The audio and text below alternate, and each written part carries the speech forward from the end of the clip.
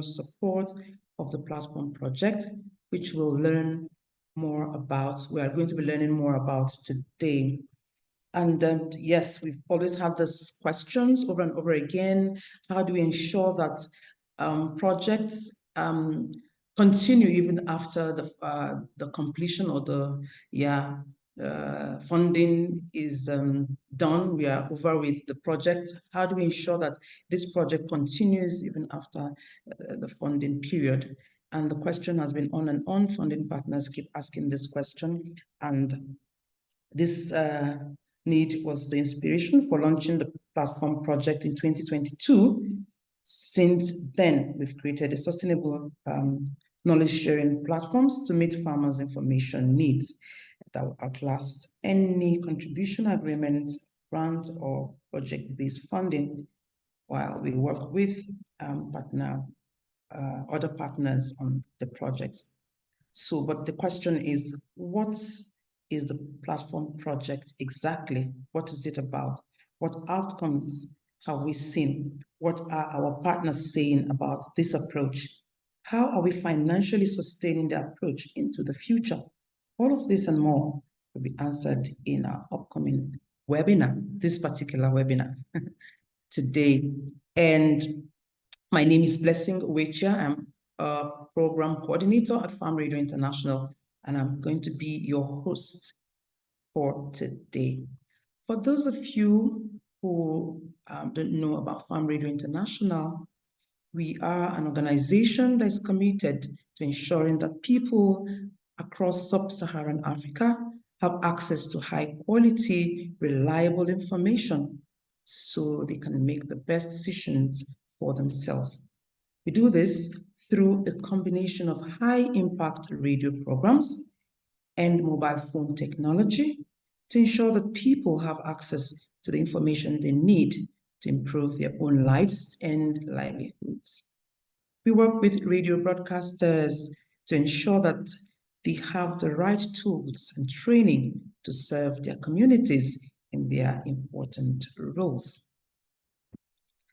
So we're happy to have you join us today. And before we get started, we have some housekeeping rules. So firstly, at the bottom of your screen, you will see an option to choose your language of interpretation. You also see on this slide, there's a slide on the screen. Just take a look at it, and you'd like to hear the webinar in English, please select that. And if you'd like to hear it in French, select that option as well. I'll give you 1 minute or two to do the selection.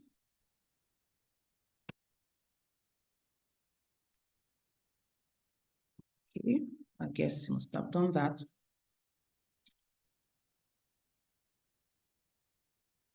Okay. So I guess you must have selected the language.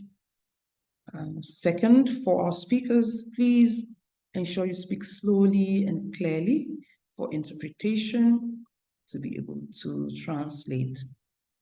Third, if you have questions as we go along, please use the Q&A function. I know there's a chat box down there also, but you find Q&A in capital letters. You can always ask your questions as we go. So you don't forget the question, just put down your questions as we go. We'll be able to attend to that at the end of the sessions. Finally, if you want to get in touch with us after the webinar to learn more, then we will send out a way to do so along with the slides and recording from today. Today, we are going to be sharing an innovative approach we have developed at Farm Radio International that allows us to sustain interactive radio projects after their funding ends. We know just how impactful these interactive radio projects can be for tens of millions of rural people across sub-Saharan Africa. We also know how challenging it can be to secure long-term funding to support these highly impactful projects after their funding comes to an end, especially when they've been such a great success. So, to begin with, I'd like to introduce Pascal Meruka. He's a radiocraft specialist to speak about the platform project in Uganda. But before he does that, I'll just tell you a bit about him. Pascal Meruka is a trained journalist with a history in private commercial radio in Uganda, including news reporting, development radio program host, news editor, and programs manager. His development radio program was voted as the best farmers and small-scale business interactive radio program in Uganda by the International Labour Organization program. Pascal was also named the 2008 Best News Editor for Democracy and Accountability Stories by the BBC World Service Trust. Since 2013, Pascal has worked with Farm Radio International, setting up interactive and participatory radio programs with more than 25 stations. Pascal Meruka, over to you as you talk to us about the platform project. Thank you so much, Blessing, and hi everyone from wherever you are. Good morning, good evening. As said, my name is Pascal Moeruka, and I am currently in Uganda. I am happy to present to you what the platform's approach in Uganda looks like. So when we talk about platforms under FRI arrangement, we look at different things. But to begin with, I will look at the formation. When the platform's approach is introduced in Uganda, we had to meet relevant stakeholders, and the essence of us meeting relevant stakeholders was to make sure that we introduce this beautiful and handsome approach, and also to request for blessings so that we can be able to go into the communities and work with the citizens in the country. So when I talk about the relevant stakeholders here, I mean the line ministry. For example, under the platforms project, the line ministry is Ministry of Agriculture, Animal Husbandry and Fisheries. Of course, that being a center, it has different decentralized kind of approach, and the other partners or stakeholders that are key are the district local governments where this project is being implemented. And after convening that meeting or introducing our approach to these stakeholders, then we convene for an inception meeting. And in this inception meeting, we discuss about the project itself, the objectives. We look at our roles and different roles of key stakeholders, as well as also understanding what other partners are doing in those various districts where we are also targeting, in that we get to know and also avoid some kind of doing the same work with different organizations, yet the end recipient is the same. So we go into this to discuss, to see what the different synergies, see different activities that are being implemented by different stakeholders. That is the essence of us having inception meetings with authorities to discuss the project. And then the other thing is also looking at formation of steering committee at the national level.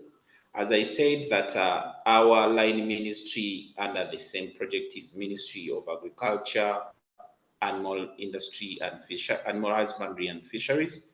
So the steering committee here is composed of officials from the extension department of the ministry, the Farm Radio International staff, as well as a member from the implementing radio station.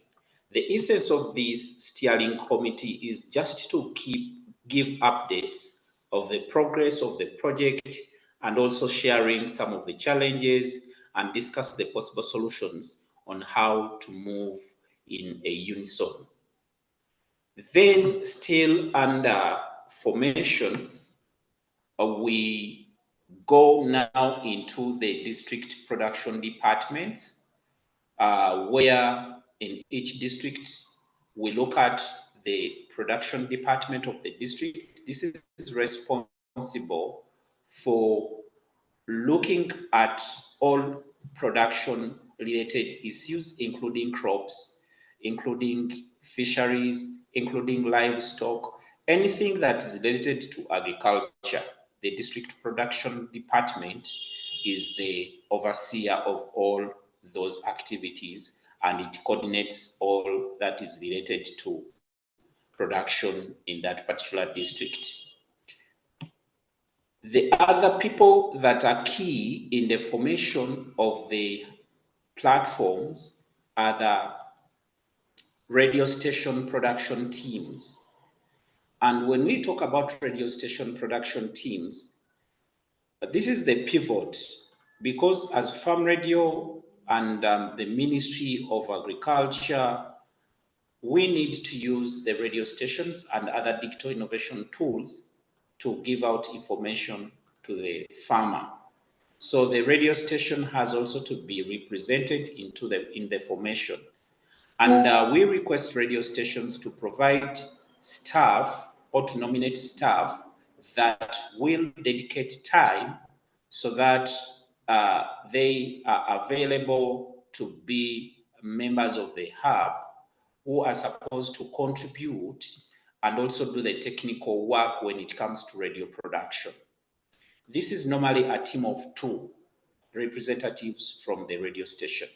We normally look at the producer in this kind of work. The producer is supposed to be the one that is designing all the radio work. And then the presenter, the person who goes on behind the microphone to host the guests and then do the program. So those are the key people who sit on the hub or the platform from the radio station. Then under the same, we also are aware that Farm Radio International is a gender equality and inclusive organization. So we also look at different youth and women organization representatives from the various districts or at the national level. So we look at these different representatives from these special groups that also forward representatives to be part of the platform that we are forming.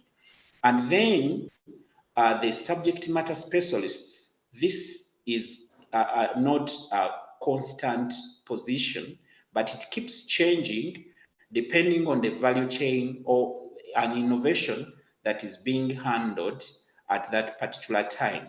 For example, if we are looking at beekeeping, then we look at an entomologist from the production department who then is subscribed to be sitting on the platform. If we are looking at livestock, we are looking at, animals. We look at a person who has knowledge in livestock, then is submitted to be sitting on the hub, and he or she becomes a member. So that's why the subject specialist is not a constant vacancy, but it keeps changing depending on what innovation or value chain that is being addressed at that particular time. Then, after that is done, the formation, we also look at the terms of references of these hubs that are being formed. Of course, there are series of activities that they are supposed to implement in order for the platforms to have life.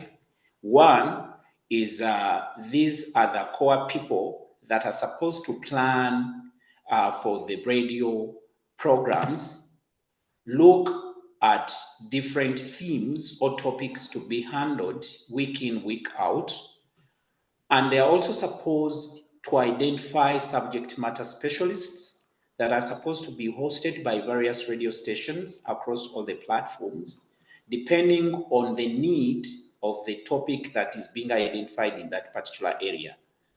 Then they are also supposed to identify communities or farmers that can be interviewed on a particular value chain at being handled at a particular time. Sometimes when we are looking at communication for development or social behavior change communication, sometimes we use different approaches. There's peer-to-peer learning. So these people who make the hub or the platform are supposed to identify these people that can be interviewed and influence their other peers to adopt a certain innovation that is being promoted, or identify the communities that are struggling with a challenge. And so we as Farm Radio cannot be in position to identify all these communities in all the platforms created unless we have such platforms set. And this is one of their mandate, to identify those communities, the actors, the farmers, the subject matter specialists, name it. And then also they are supposed to implement. In implementation, this means getting on air, sitting with the broadcasters and other subject matter specialists to design what sometimes we call a run sheet or a program guide. Also be in position to address the key emerging issues at a particular time, be in position to handle challenges or questions from the masses, and as well as providing guidance to radio station teams on how to move during the radio programs. And then after, of course, they have to evaluate the program. Sometimes we call it post-mortem in radio terms. So they sit and review and give guidance to each other. If there was some missing information from a subject matter specialist, or some information that was not connecting with what is at the line ministry, then this is the time when the evaluation is supposed to be done and collect each other. And then when you go back to the radio in the next week, you exactly make submission on any missing or misguiding information if it happened. Then they are also supposed to do some quality assurance, where they check the quality of the information that is going out, and they're supposed to provide feedback to the radio teams on how to improve. I mentioned about deciding which themes to look at in a particular week that keeps emerging, maybe an emergency or an outbreak. The hub team is supposed to identify and agree on which theme to handle in a particular week. And they're also supposed to participate in creation of content. As I said, I mentioned about subject matter specialists above. If we are looking at how to grow high protein maize, we need those specialists in agronomy, the moso crop, to be able to sit and come up with content that is pertinent to particular areas or regions.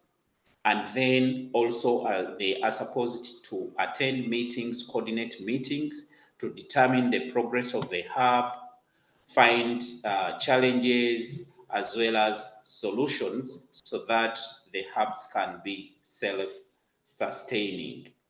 Of course, when you look at this approach, there are different advantages of the platforms that are created. One is there is a sense of ownership. We have seen that districts have taken up ownerships under the Department of Production. They know exactly what value chains to handle and why they are given priority. So they only sit and decide. And as Farm Radio, we are just informed about the progress and the content, and we just do the distance coaching and mentorship to make sure that all the content that is being created is in line with our voice standards as Farm Radio International. So there is that sense of ownership. Districts have taken it up and they create content themselves. They decide which innovations, which value chains to handle at a particular time, depending, of course, on season. Then the other is the farmers and the districts have also owned the process, because, as I mentioned, this is a highly participatory approach where farmers are also consulted as end user of the information that is being planned or prepared. So they feel like everyone is on board, everyone has a role to play, and they will keep asking, what happened to our farmers program if it missed? Or if they had farmers being interviewed from one corner of the district, others will call in and ask the broadcasters, when are you coming to our end? We also have stories to share. So that also creates, is an indication that farmers and districts have owned the process, they love it, and they want to keep doing it. Then finally, another advantage is coordination of the programs. As I said, it is decentralized.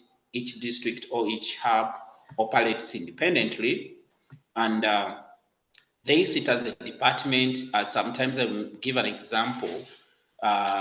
One district hub coordinator told me that we need to bring everyone on board. We have not had any themes to do with aquaculture, yet they are also part of the production team and they are asking why we are leaving them behind. So that statement made me feel that districts decide which innovation to take and to bring everyone on board and to feel that each and every member is part of the team. And of course, that one is like teamwork is created when such happens. Everyone feels is on board. And what I hadn't mentioned in the hub, when we go to the production department, of course, there are different sub departments under, including the district commercial officers, including the communication officers in the districts and community development officers. So all these persons that interact with the masses on grassroots are brought on board to make the hub solid, as well as also deciding or determining how the content should be generated. One thing I had missed out is why we have like community development officers and communication officers under the hub is these people know the trends of their social people or social activities that are being carried out. When broadcasters go to do interviews in the communities, or when farm radio goes to do some monitoring in the communities, they must be aware of the social norms and how the districts are arranged in terms of groups that can be easily visited to get this content or to get the interviews. So that's why the composition of each and every member is key. Then, second last is this. There is an integration of hubs activities into the district planned activities or priorities, because they have seen that these platforms made at their districts using the radios help them to do extension more easily. So they have prioritized these activities into the district activities where there is some fuel budgets that are given to subject matter specialists to be able to access the radio stations and do the work. And then finally, the stations also feel ownership of the content that is being generated. Of course, also other programs other than the farmers program have started to adopt the approach that farm radio uses in terms of planning, implementing, and evaluating the radio programs. Thank you for listening. That's what I had to share with you. Thank you.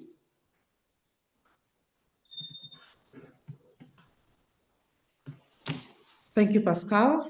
That was really, really interesting and very detailed. Thank you for that detailed explanation to what the platform project was about. And we are really happy to hear all of that. The best part for me is the ownership of the process by the people, the community owning the process right now. And that's for me thrilling because it means that, yeah, the project or program continues even after the completion of the project. Beautiful. Thank you. So if you heard Pascal very well, just go to your chat room and just give me one thing you learned from what Pascal presented. As I move to the next person, I'd like to hear, see what you're saying. So please go right there on the chat box and just tell me one thing you picked from what Pascal presented. Thank you once again, Pascal. Next, I would like to introduce Rosemond Ohene, Country Program Manager for Ghana, to speak about the Green Leaf Radio Program. What is this Green Leaf Radio Program? We want to know more about it. And yes, Rosemond has a background in project management, marketing, and agricultural radio. She has led projects for Farm Radio International in Ghana for more than a decade now. She has a keen interest in promoting agriculture and environmental issues, especially in Ghana. But then she also intends to cover the entire Africa with that. Over to you, Rosemond Ohene. Tell us more about the Green Leaf magazine program. All right. Thank you very much. Blessings and good morning, good afternoon, and good evening to everyone. We will be wondering what is Green Leaf. It's no different from what Pascal mentioned as a platform. However, in Ghana, we refer to it as the Green Leaf Radio Magazine Program. So Farm Radio International started its operations. So, please, can you hear me? Yes, we can hear you. Just take it slowly so that translation. Okay. Yes. Okay. So Farm Radio International started its operations in Ghana in 2008. And since then, we have been running projects after projects with different stakeholders and different radio stations. However, anytime a project ends, what happens is that we vacate the radio station and then we move on to another radio station with a different project and a different focus. And with time, we had most of our farmers coming back to us and asking, why are we not having a radio program, or why don't we have farmers radio program anymore? And in view of that, we thought about having what we call the Green Leaf communication. We thought about having the Green Leaf communication platform where we bring on board several radio stations to ensure that farmers radio program are broadcast all year round across all the implementing regions and even across the entire country. So I won't bore you with a lot of, let's go into the approach. So there was a demand, like I already mentioned, there was a demand from the farmers for continuous radio programming that would help them to ensure that they are able to make ends meet. And then in 2019, when we went to Senegal for a program, we came back with Kevin, who is our executive director, and We pitched this idea to the Ministry of Food and Agriculture, and then the Department of Agricultural Extension.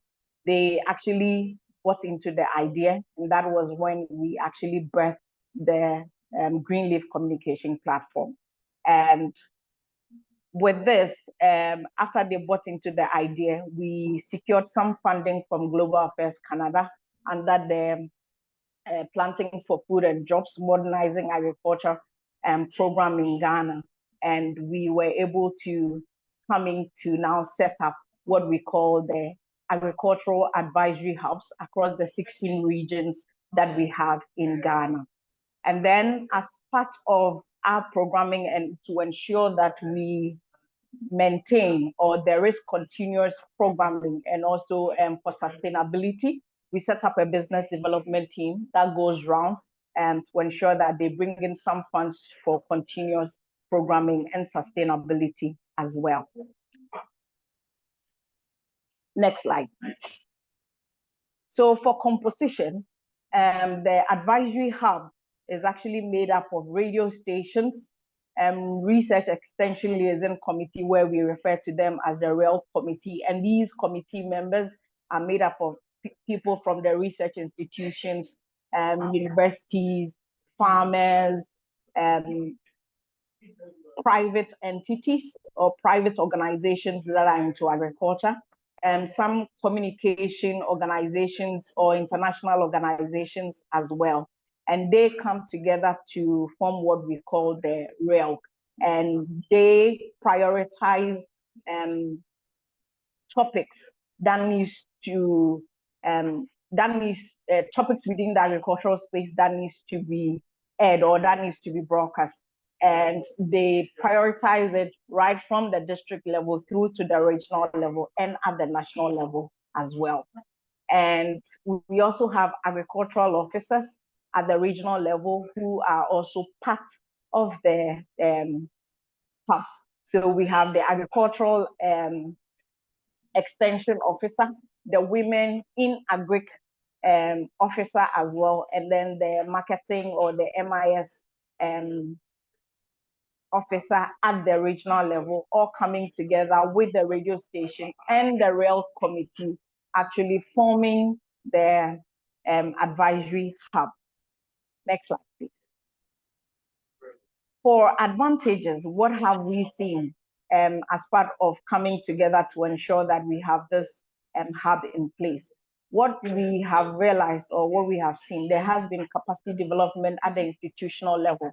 As part of this project, as part of this setup, what we did was for Farm Radio not to take ownership, but rather leave it to the Directorate of Agricultural Extension to actually take ownership of this advisory hub.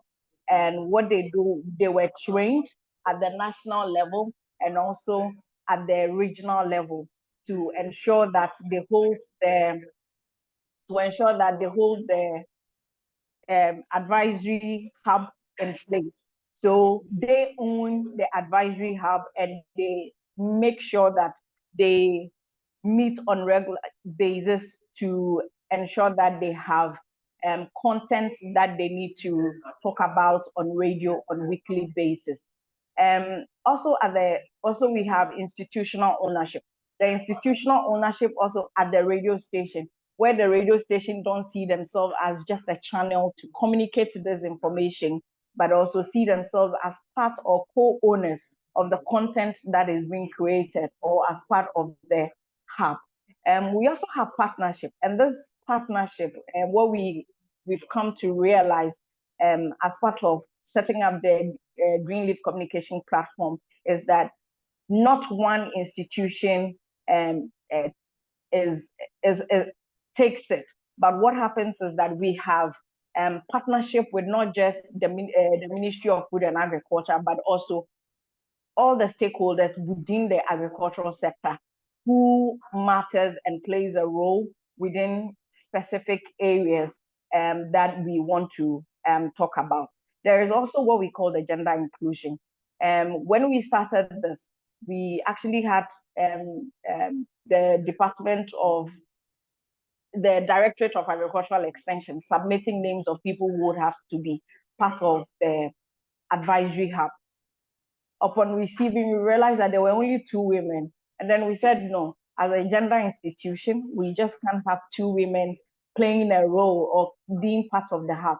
So we liaised with the Women in Agricultural department called the WIAD, and then they brought on board all the women within that department to also be part of it. Aside that, the REOC actually prioritizes information or topics that have to do with gender, and ensure that they have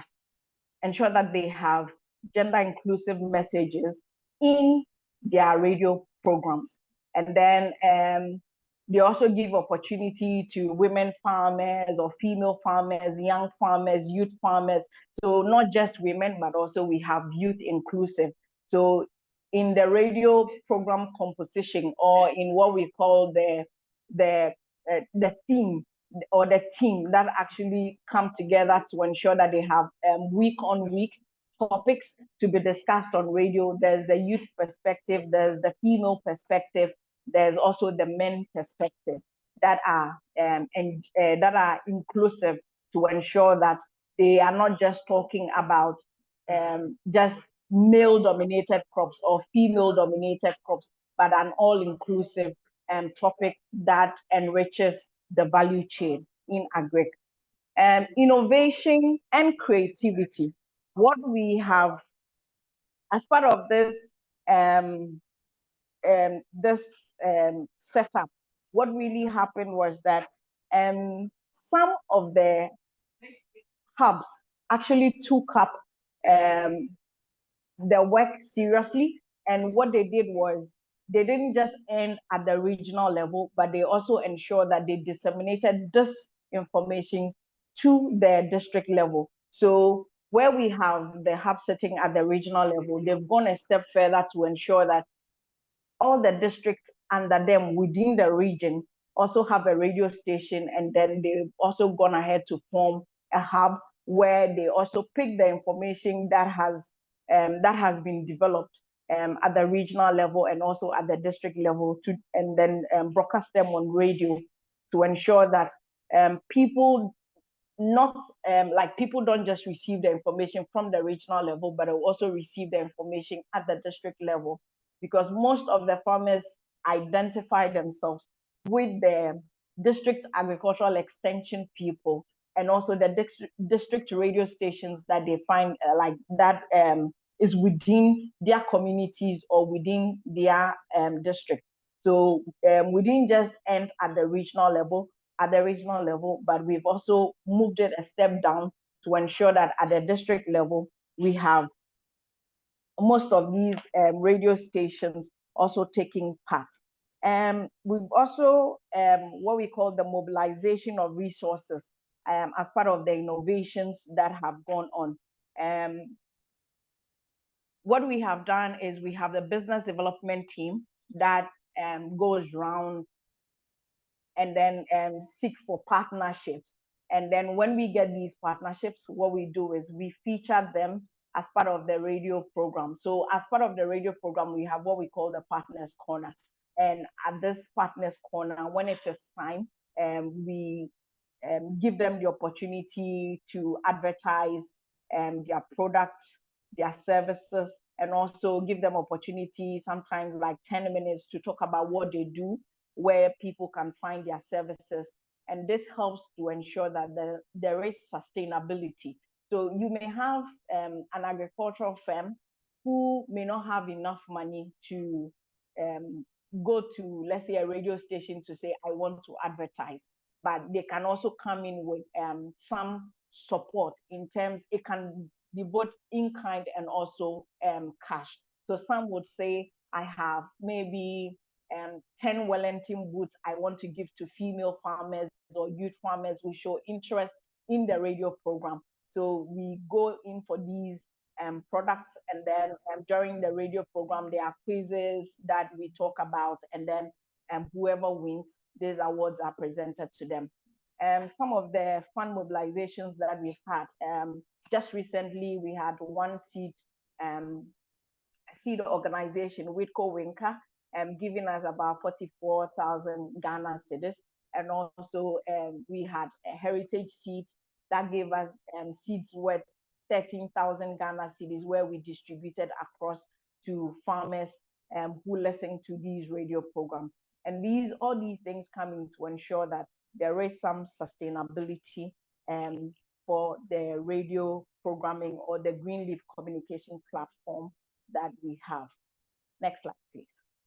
For some of our achievements since we started this Greenleaf communication platform, and one of the major achievements that we have had is that as part of this composition, we led the development of an e-extension strategy and plan focusing on the use of radio and other ICTs in extension delivery.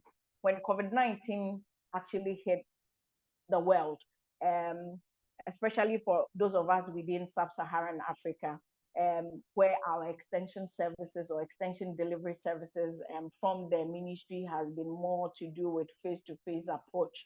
What happened was that we needed to come in with some innovations, and we collaborated with the Ministry of Food and Agri to ensure that we use radio and our IVR system and other forms of ICT. So we brought on board other agtech companies who use other ICTs to deliver information across to farmers, which help farmers to continuously plow the fields, feed their animals, and also ensure that there was food all year round throughout the period. And also they were also sustained in terms of their funding and also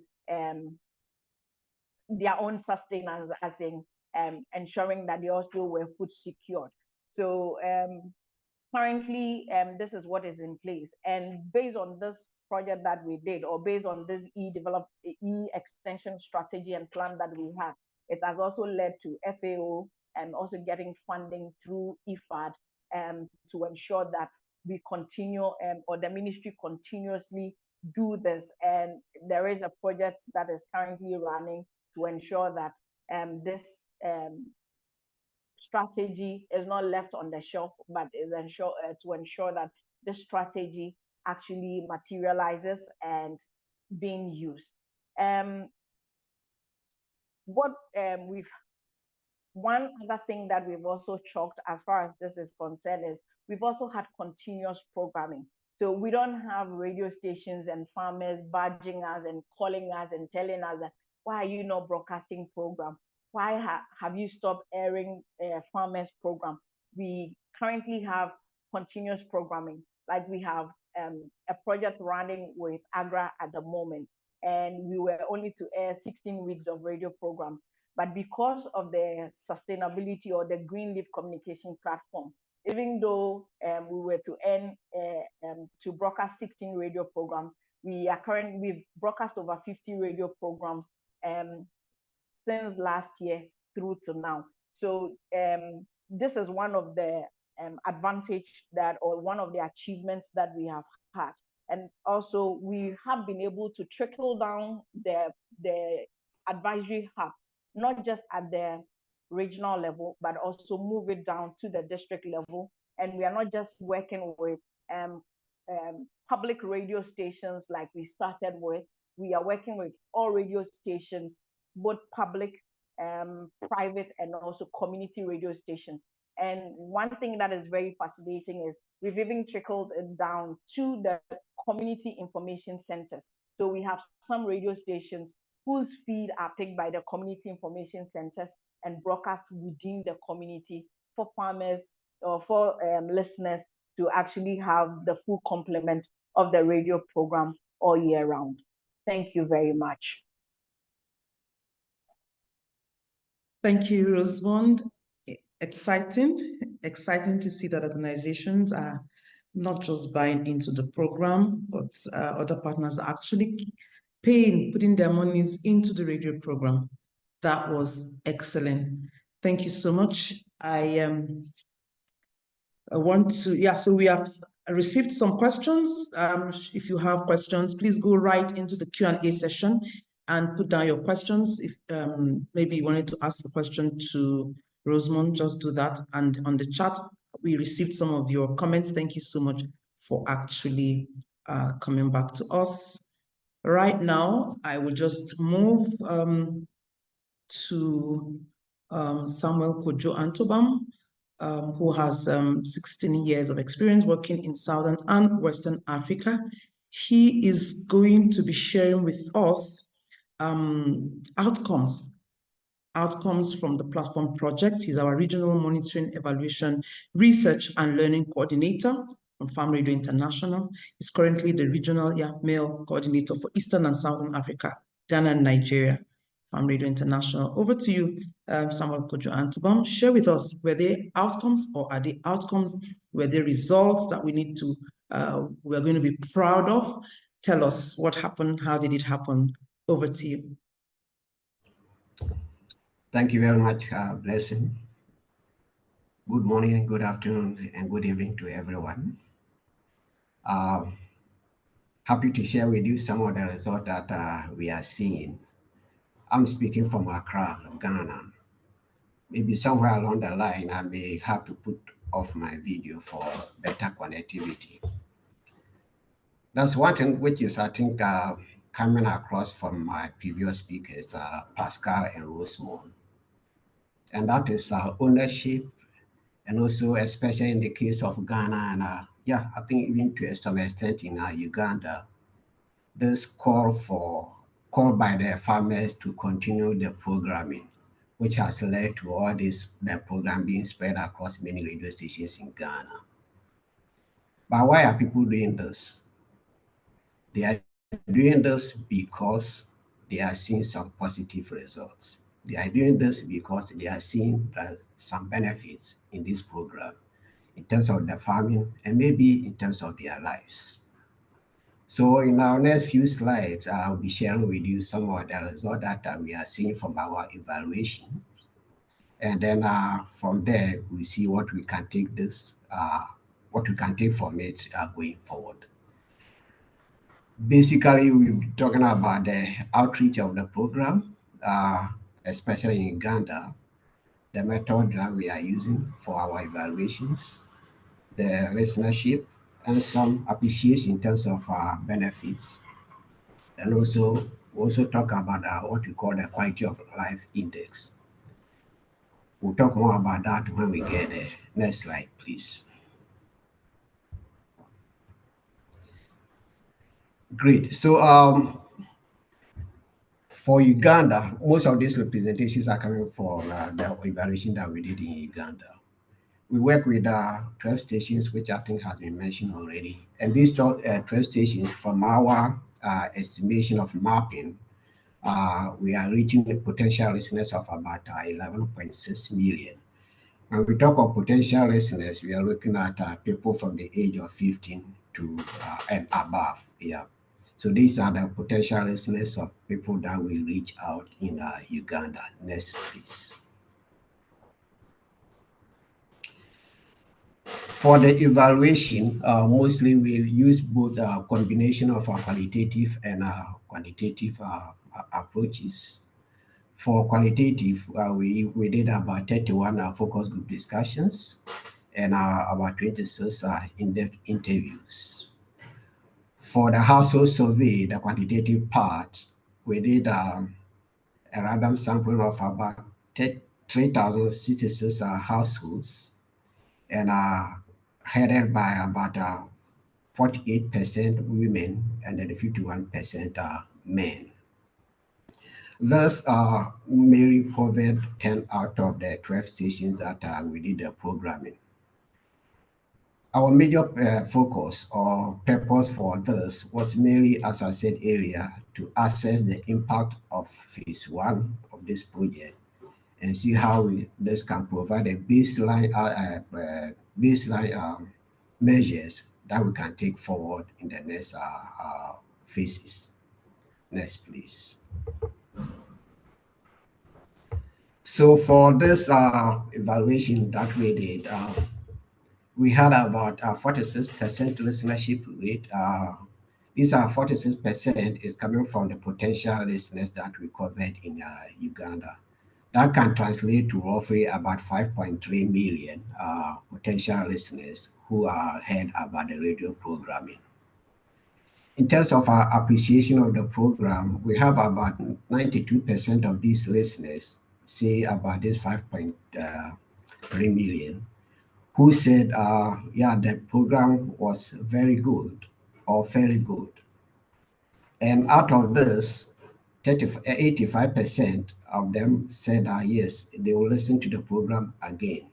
And that goes to confirm why people were actually calling for the continuation of the program in both countries. About 28% of the listeners reported interacting with the local radio station about this program.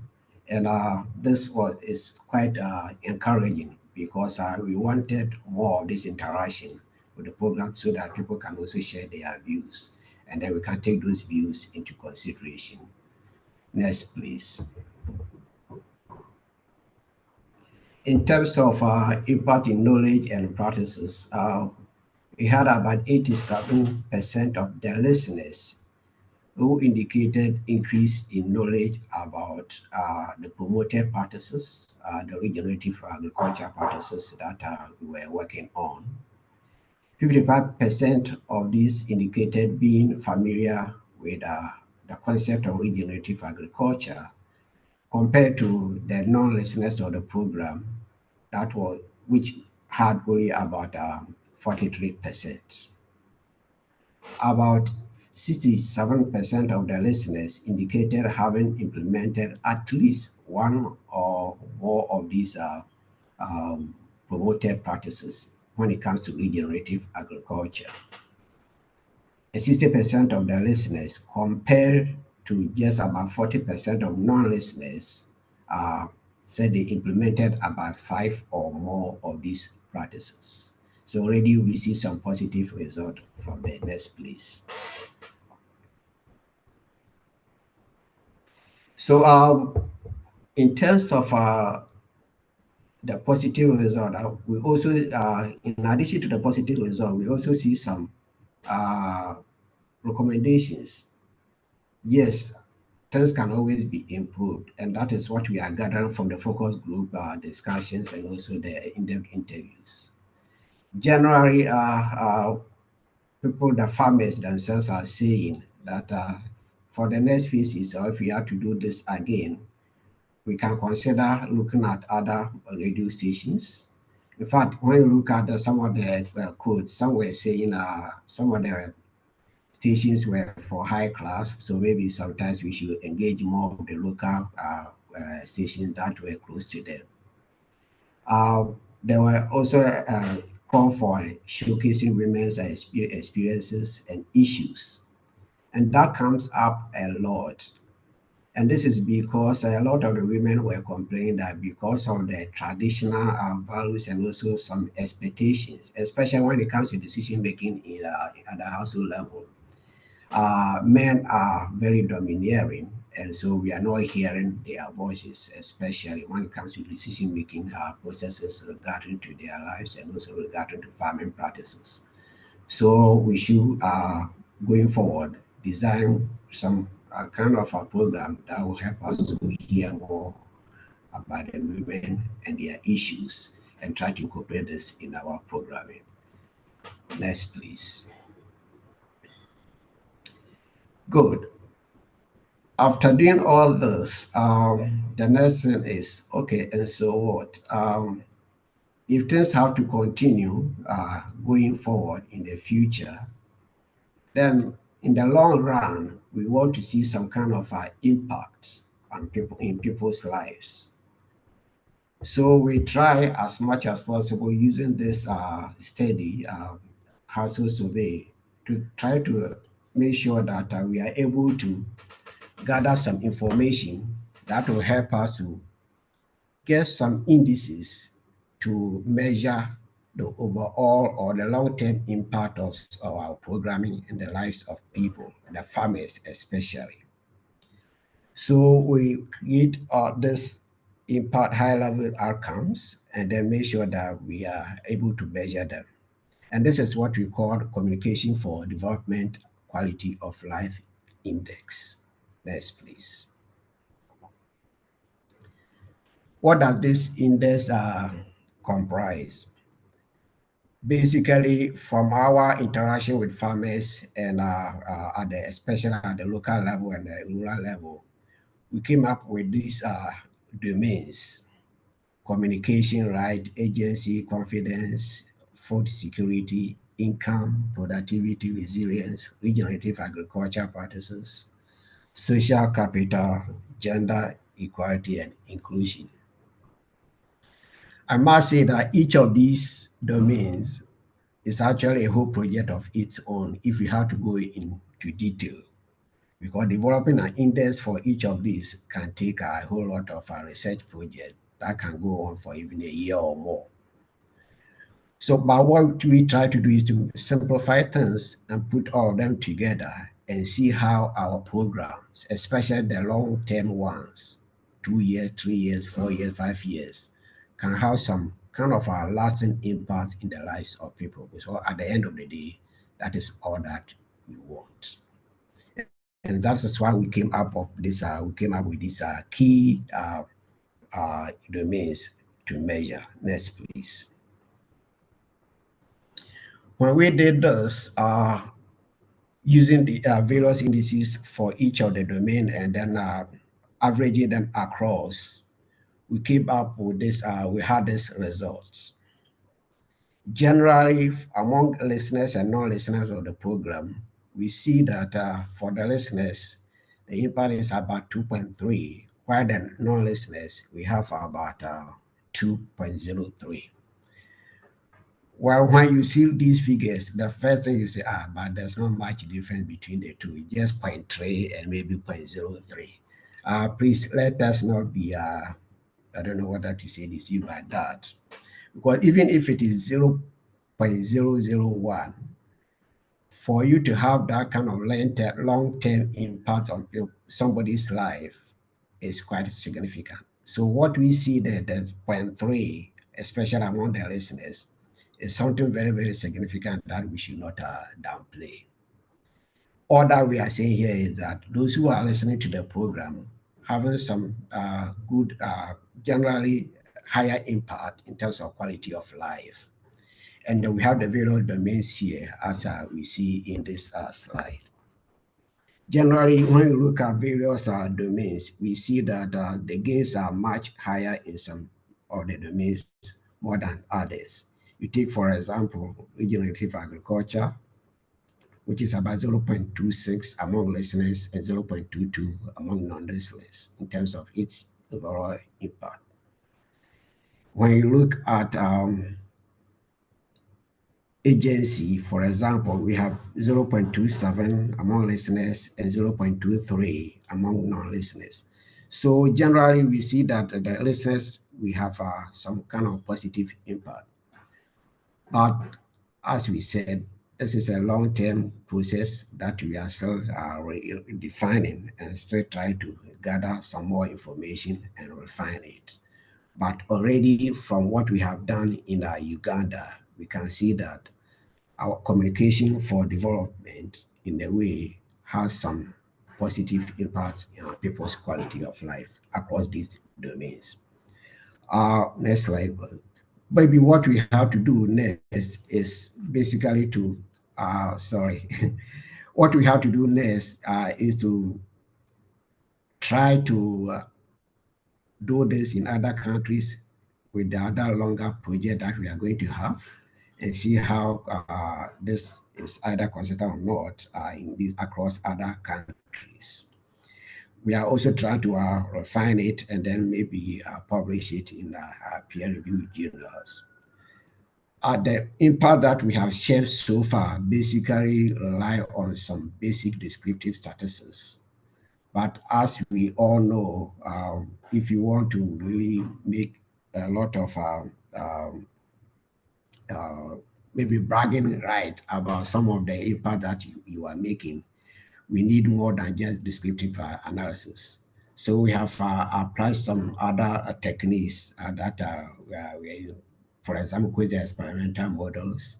And we already are seeing some positive result in these other models that we are seeing. So all this will come to play when we do the publication later. And I'm sure the people on this call will be able to see that and take something from it. But in the nutshell, the signs are quite positive that communication for development is something that can help people to improve their lives. And I think that is why we are seeing a lot of the things that Pascal and Rosemond are talking about in terms of ownership and the yearning for the program to continue. Thank you.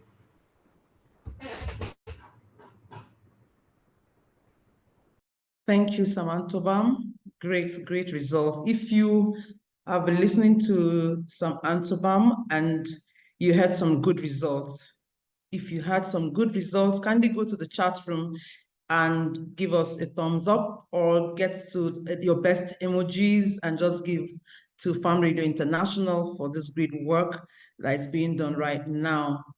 Thank you so much for that presentation. I saw a whooping number of 87% of listeners who increased in knowledge. Nice, great to see that.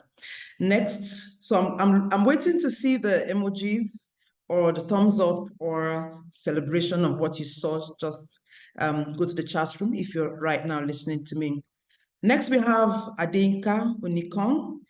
He is the Farm Radio International's head of specialty services, and he has over 10 years of expertise in public health programs in Africa and mental health in Canada.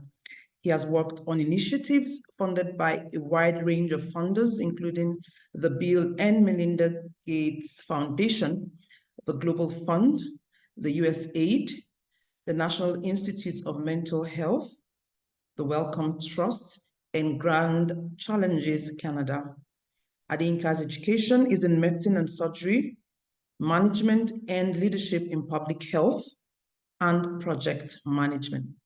He is going to be speaking about sustainability. The major reason we're here is to find out what stands the platform project out in terms of sustainability. So over to you, Adinka, to share with us on sustainability.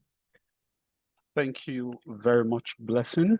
And thank you to everyone who has joined and participating so far in our presentation. We've had a number of presentations that have talked about the excellent work around Greenleaf platforms, particularly this being beneficial to communities, especially farmers, and how this is improving their lives. But something that is very, very important is how do we ensure that these benefits continue beyond the life of a funding cycle? And this is not peculiar to Farm Radio, is one of the major challenges around development projects across the world. In fact, the Millennium Development Goals actually evolved to Sustainable Development Goals because it's not just about empowering communities. How do we ensure that this lasts? I want to start by defining sustainability, and I know most of us probably have understanding around this, but just to ensure we are on the same table, we're looking at ability of initiatives to continue benefiting or delivering results to communities over a long term without exhausting resources or creating dependency, such that projects have go beyond projects to become part of the community. There's ownership, and that this continues to go on beyond funding cycles. Next slide. Now, in terms of the Greenleaf platforms, we are talking about creating a knowledge-sharing platform for agriculture extension services. In many parts of Africa, extension services are usually inadequate and insufficient to meet the needs of rural farmers. Many farmers and rural communities do not have connection to extension services, given the low numbers of extension workers and lack of enough resources or adequate resources. And when we put that aside with increasing populations, it becomes a difficult venture for government, for instance, to be able to meet their needs. Again, when we look at the demographics in many African countries, a significant number of the population are actually involved in subsistence farming. In Uganda, we have figures up to 70% of the population. And so having the traditional means of extension services to reach this number of farmers and to improve their livelihood becomes a daunting task.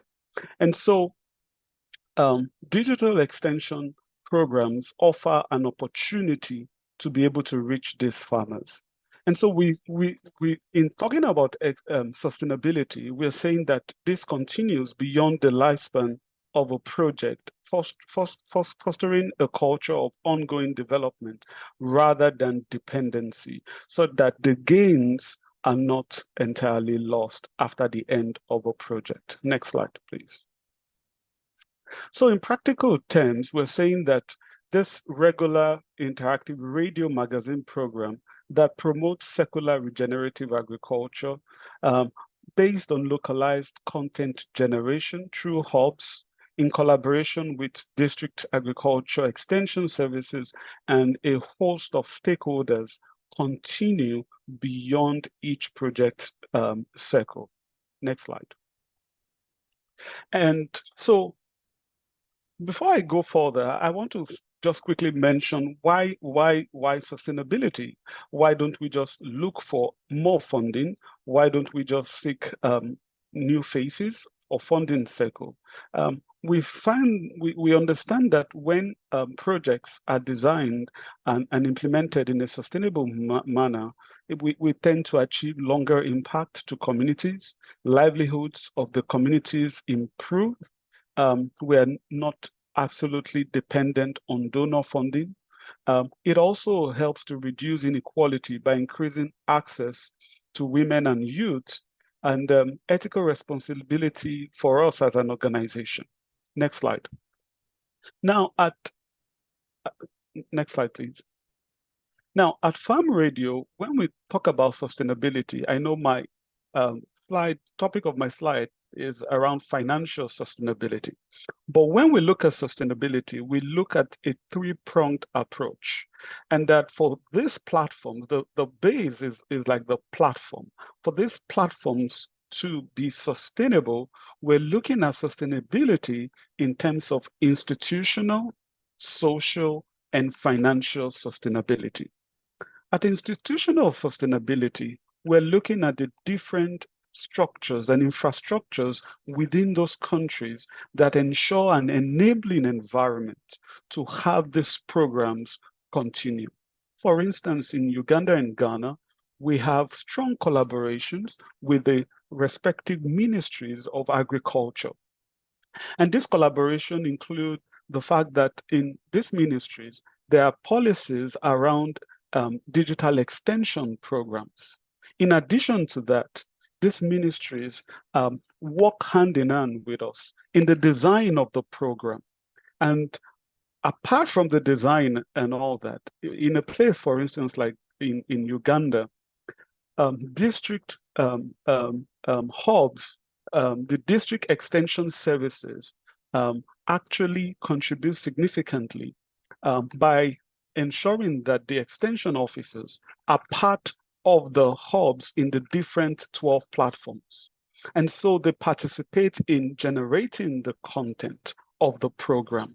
They participate in the online program and also follow up with the farmers that are reached. And that's a significant investment from the government.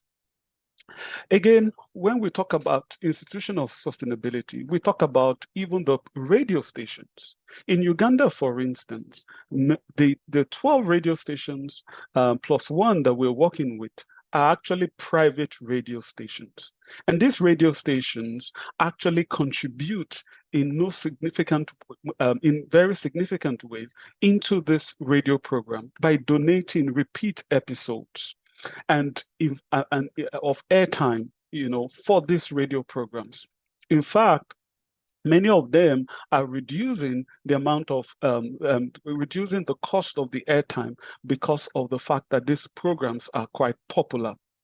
And so as the radio stations also take ownership, this is also gratifying for us, because this is one of the key that to help ensure institutional sustainability. When we talk about social sustainability, from the last presenter, we heard about the fact that in Uganda, for instance, our survey shows that we have over 5 million people who are listening, active listeners to this radio program. And so it means that this radio program is quite popular. It's popular and it reaches different strata of the society and different genders. Both men, women, and young people listen into this program. It also shows that because they listen to the program, there's a higher tendency that these programs would influence their practice going forward. And so in looking at institutional and social sustainability, next slide, we see that we've had major and significant progress. However, the financial sustainability requires new thinking and redesigned business case. We've actually made some progress, which we will share shortly, but in order to sustain these programs, and I looked at some of the questions that we had earlier and realized that someone asked and said that the advertisement that we get, are these sufficient or adequate to sustain the radio programs? Absolutely not. The Greenleaf programs has a number of costs to it.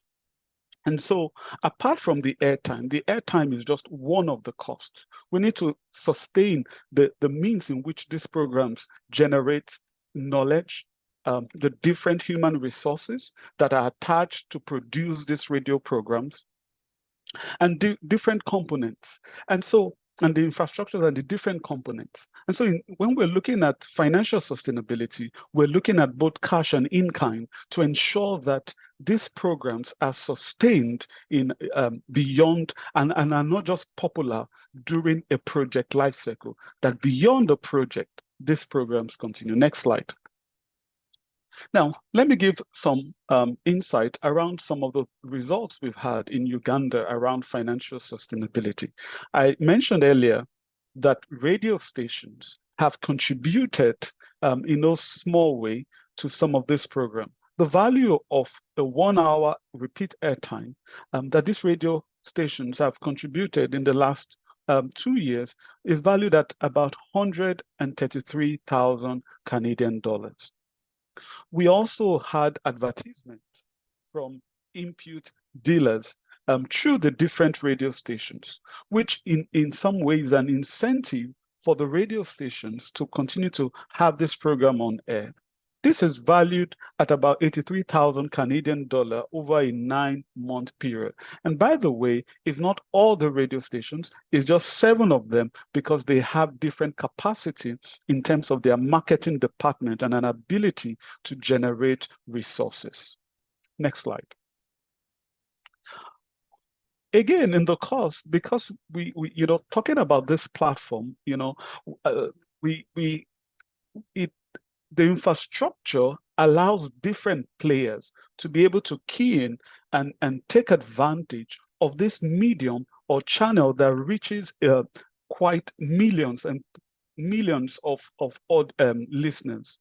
So a CSO, a civil society organization, last year actually for 6 months wanted to do a market research in a particular region, which one of the radio stations actually was covering, and they invested about 43,000 Canadian dollars in order to, through the radio programs, they can they can send out market information to their target farmers, and which is one of the advantages of this platform. Again, if we were to quantify the contribution of agriculture extension staff to this, from across the 12 hubs, it comes to about 125,000 Canadian per annum. And I would say that they are contributing this already in kind into this investment into the platform. Next slide.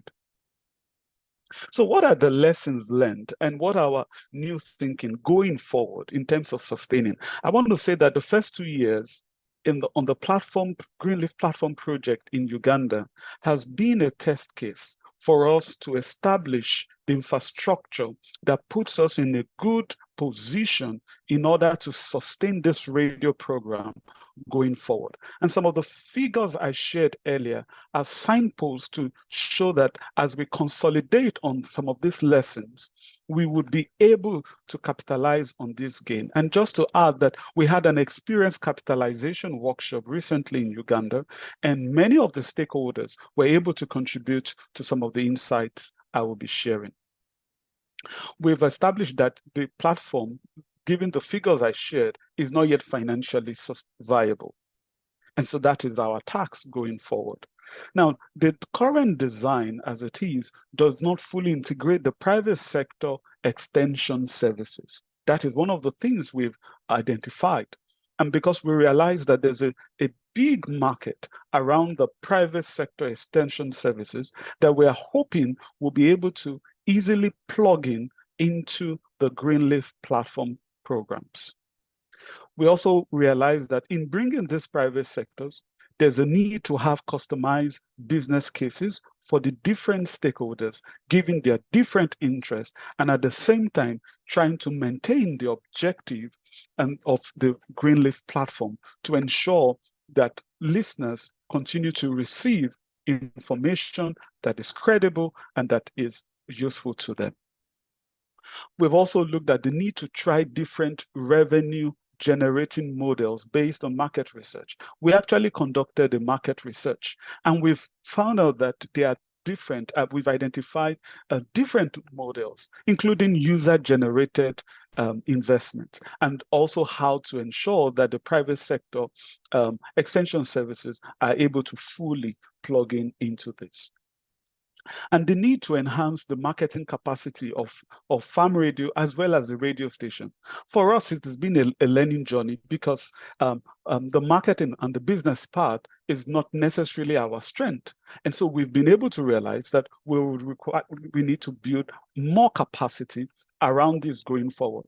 But in addition to that, you would recall that in the data I wrote out earlier, some of the radio stations are not generating income yet, even through airtime. And this is not in a way an indictment to the Greenleaf program, because these radio stations are actually don't have strong marketing department and not even necessarily very profitable as it were. And so one of our tasks going forward is to build the capacity of these radio stations in marketing so that the Greenleaf radio program, in addition to other programs that they air, are marketable and rewarding to the radio stations. Next slide. So part of the new approach, we want to focus broadly on two approaches to our financial sustainability. One is to increase revenue, to ensure we have more resources, investment going into these different platforms, both in Uganda and in Ghana. Another thing we're looking at is how do we reduce some of our costs to ensure that we implement in a sustainable manner going forward. One of the ways we are looking at this is to launch the Greenleaf Enterprise, which is like a social enterprise that will be ultimately self-funded to ensure that this Greenleaf approach generates enough revenue and is cut off of the regular cycle of funding that we have in typical projects and run as like a business. We want to generate market-driven data to attract new stakeholders and investors. We've done well generating data that that are more around impact of the content, but we also want to look at market dynamics of our audiences, because we realize that this information will be useful for investors to invest in these platforms. And then we're looking at new partnerships and collaborations with different organizations, different entities who are already working in the ecosystem, such that we believe that as we penetrate different markets and different entities, this in no means will help to ensure that these platforms are not running in isolation. They are well integrated to the ecosystem in the different economics and are able to improve the entire well-being and livelihoods of people in rural communities. Next slide. Again, we're looking at new technologies to reduce cost. Some of our costs are high costs. We've identified some of our high costs, and we're looking at piloting some technologies that would help reduce some of those costs. Some of it is around interactions, ensuring that we always maintain or give access to women and young people, which is one thing we don't want to negotiate with. However, we're looking at new technologies that would ensure this continues to happen, but at even reduced cost. We're also going to market the platform much more than we did earlier. You know, recall I mentioned that the first iteration was around setting up the infrastructure. And now that we have had this infrastructure set up and we've had a number of, we've tested a number of the effectiveness of this platform in benefiting the livelihoods of farmers, we want to now start going into marketing this initiative more to different institutions and organizations. Again, we're hoping for more institutional investment. One of the takeaways from the experience capitalization workshop we had recently in Uganda talked about the fact that at the district level, there are available investments that are embedded in the local government, and that some of these can be mobilized to ensure sustainability of the platforms. And so we would try to look into that going forward. Again, we want to ensure that these platforms has easier access to private sector extension services, which I talked about earlier. Thank you very much for listening. Thank you so much, Adinka, for letting us in on the three-legged stool of sustainability, talking about the institutional, social, and the financial. Yes, the other two legs are doing very well, and we are happy about that. And the financial is also doing well, but we need to increase strategies. Towards the end of his presentation, he made a lot of, he asked a lot of questions as to how we can have new partners, new technologies to reduce costs, and all of that. If you have answers to some of these questions, or you think you can suggest or you can help us support in any way with those answers, please go ahead and let us in. The chat box is there. And then if you have questions, I've seen some questions coming in already, and some of you are also typing in French. Thankfully, we have the French people to help with that. And I'll just go ahead to thank you so much, Adinka, for that. Thank you. I'll just go ahead to finally introduce Ms. Akayo Consolata, Assistant ICT Commissioner in Uganda, to share how the platform project has been so impactful in Uganda.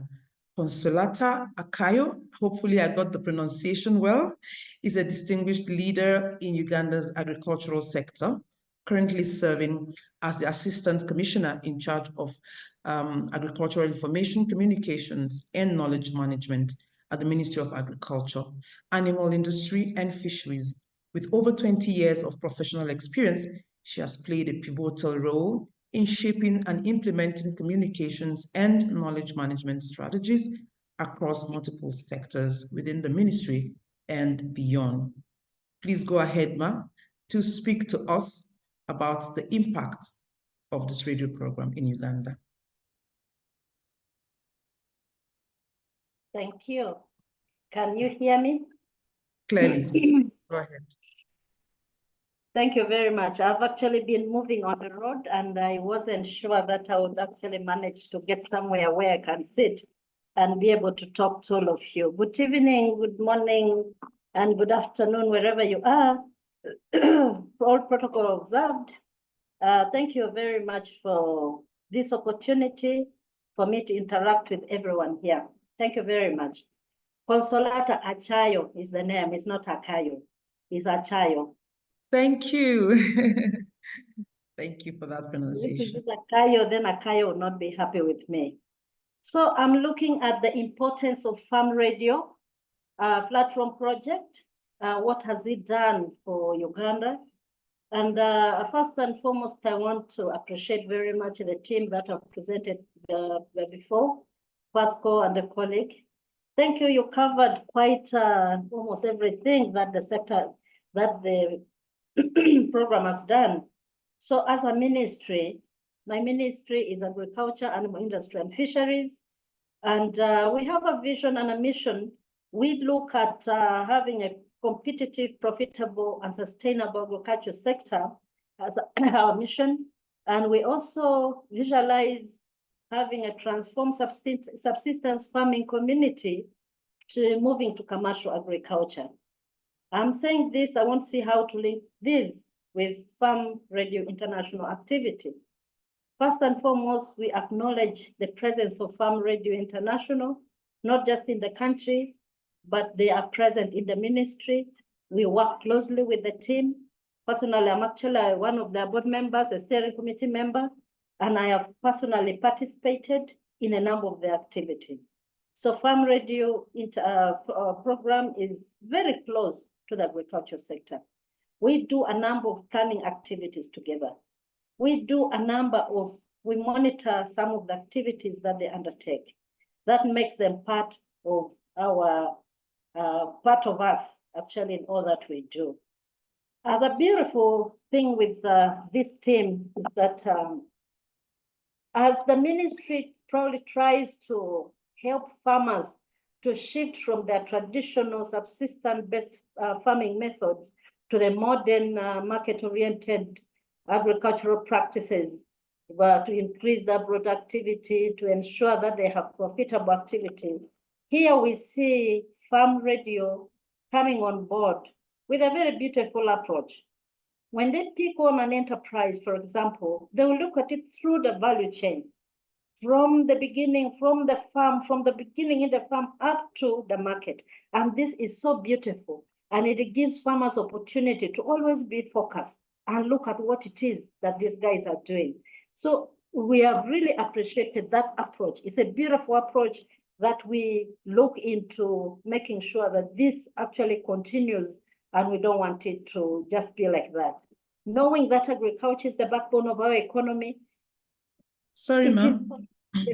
We can't see your face again. Kindly adjust your camera so we can. That's the thing, Yeah. Sorry. Yeah. That is the thing. Thank you. Yeah, we know that agriculture is the backbone of our economy. But at the same time, this economy has got a few other challenges. We have challenges of, for example, the climate change. We have challenges like low productivity. We have challenges like lack of information. And here we see our team coming forth. The Farm Radio group coming forth. They have consistent radio programs every week. That particular day they are there. And then the farmers, the community are aware. They know that this time we have to tune in to listen to these people. This is a program that is continuous. They will start where they stop, and this is where they will continue from the next time. So you know that you don't have to miss this program. And it will take you through to the end. This is quite beautiful. The sector has a problem of limited extension workers. Currently, we are having a ratio of 1 to 1,800 on average. In other places, it's actually more than that. It goes to 2,000 plus. Now, the use of radio helps us a lot. It helps for the messages to get to the farmers, to get to the stakeholders, within the time that they required. So I think this is something that is beautiful and has to be applauded. Now, another thing here is the aspect of quality assurance of these messages that go out. This team don't just wake up and manufacture a message and they send it. The message is designed and agreed upon by the team at district level. You sit, you agree. What is it that is at stake this time? How can we go about delivering these messages to the people? And what should this be? They agree on all that. So after agreeing, then the team goes out. They develop the information with support from the extension workers in the district. So the aspect of quality assurance is taken care of. It's not just from their head or they just do it anyhow. No, they have quality assured messages that they give out to our farmers. So this is beautiful and it helps a lot. These extension workers can't go everywhere. We are unable to go to every radio station in the country because currently we have over 300 radio stations. You tell me, who in this world has got money to be able to get to all these other radio stations? So here we see coming on board the aspect of partnership. When you link up with another person, you partner, then these things like this do come on board. And this is quite important for us. We appreciate it. Another thing probably I needed to have brought this earlier at the beginning is that in the ministry, we have the Directorate of Agriculture Extension Services. Now, this directorate came on board to ensure that we bring different players in the extension services to work in a single line. The non-state actors and the state team are supposed to work in tandem with each other, together. They should know what has happened. And Farm Radio International happens to be one of the partners that came in from its inception. They immediately came to the ministry and said, this is what we are undertaking. How do we go about undertaking all this? So we actually plan. When we are planning the National Development Plan, Farm Radio International is part of our team, and I'm proud to say that. They are part of it. It's a team that when you knock on the door, they are really present. So what they are doing is not really out of context, is within. And for this, we appreciate very much Farm Radio International. Other aspect that I can quickly bring on board here is the importance of the agriculture information and innovations that they bring on board. But more especially, you all know that climate change is really a reality. It's hitting us in the country real hard. So the aspect of climate smart agriculture, the regenerative agriculture, that is being emphasized by Farm Radio International. This is so beautiful. We love that. And it's just spot on. I don't know why they thought of this, but it came in very spot on. The aspect of enhancing market awareness and the price information, this they're undertaking. Inclusivity, promoting agriculture to the other stakeholders. So, you know, the aspect of the importance of Farm Radio, I cannot really overemphasize it. And the beauty is they are on the ground. They are on the ground.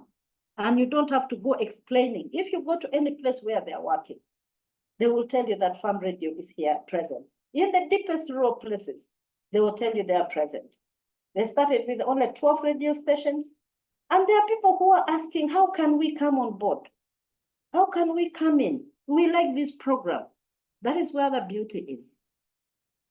Now, you are probably going to ask, if this is good, how are we going to continue scaling up, especially when the program maybe ends? I want to assure you that when Farm Radio program ends, it will continue because they have come in, the Farm Radio is here to stay. Not as Farm Radio, but the program they're undertaking is beautiful. We are interesting other partners to make sure that this program is scaled up. Because just like I was trying to explain to you that they don't just jump in. And when they touch on an enterprise, the enterprise is taken through the value chain up to the end of it. Currently, we are having one project on climate smart agriculture. We're trying to bring on board very closely Farm Radio so that this platform is scaled up through them, through that approach. It will not only be Farm Radio, much as people will think this is a farm radio activity, but we'll know this is now scaling it up. It is an approach that they have brought on board. So as extension, we are pulling it up and making sure that we scale it over to the other partners. Those who wish to come and work with the extension in the ministry, we'll also let them know, if you want to get to the farmers, this is a beautiful approach that we want to scale up with the other partners. So these are some of the activities that we are bringing forth to ensure that farm radio program platform is really scaled up and it continues. We don't want this to stop. It is very important. It is educational, not only to just the farmers, but to all the other stakeholders. And what else can I even bring on board in this one? I really don't have so much to mention on this, but I know that the Farm Radio international activity, what we have put on board, it is work in progress. It is really work in progress. And most of the things that we could have brought on board has already been discussed. Maybe one beautiful thing I can also bring on board is the aspect of capacity building. Before the activity is undertaken, the team's capacity is built. They are brought on board. The media and the farmers and the other extension officers, their capacity is built. So you're not going to wake up and just do anything the way you want. It's a systematic work. It's a beautiful approach. So it is not me, Connie, who loves it, but I want to say that the ministry likes what the team is doing. And I can also tell you that one of my ministers, the Minister of State for Agriculture, he made a pronouncement and he said he is a self-appointed patron to Farm Radio International because of the beautiful work that they are undertaking. So I want to appreciate the team. I want to appreciate this meeting, and that if we have opportunity to continue doing this, why not? Let's continue doing that for the betterment of our people. And I said this for God and my country. Thank you very much for listening to me and for giving me the opportunity to share what I can share with you. Because I know a number of activities being done. It's already been shared out. I don't have to repeat what has already been said. Thank you very much.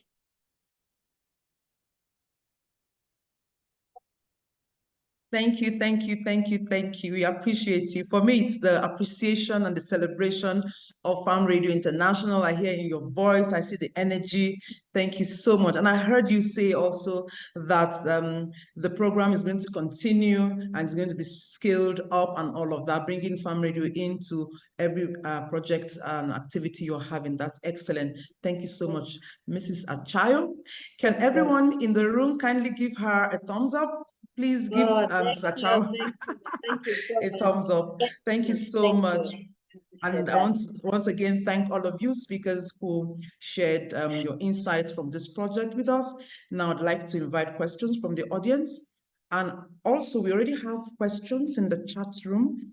Perhaps I should go through some of them, especially those in English or those ones in French. Maybe I would invite Tara or Christian to go over them, but let me go through the English questions and then maybe if it relates to you, you just take that up. The first one is from Vibeke. I don't know if it's correctly pronounced. Apologies if I didn't pronounce that well. How do you conduct quality assurance monitoring of inclusion issues? So that's this going to Sam Antobam. The extent to which there are female voices in programs and in what capacities? Similar questions also to the youth perspective and minorities. So this is going to Samantha. How do you conduct quality assurance and monitoring of inclusion issues? For example, the extent to which there are female voices in programs and youth voices also, and in what capacity?